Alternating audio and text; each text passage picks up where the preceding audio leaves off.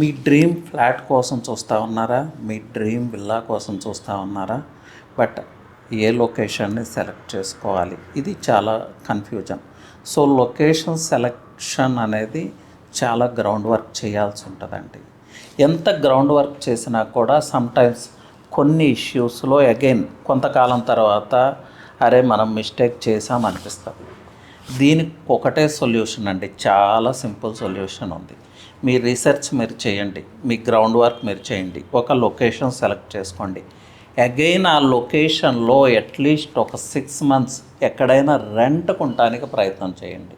So ఈ రెంట్కున్నప్పుడు ఆ ప్రాంతంలో ఏమైనా ప్రాబ్లమ్స్ ఉన్నాయా, ప్రాబ్లమ్స్ అంటే ఐ మీన్ మీ లైఫ్ స్టైల్కి కోపప్ అవ్వట్లేదా అనేది మీకు క్లారిటీ వచ్చేస్తుంది.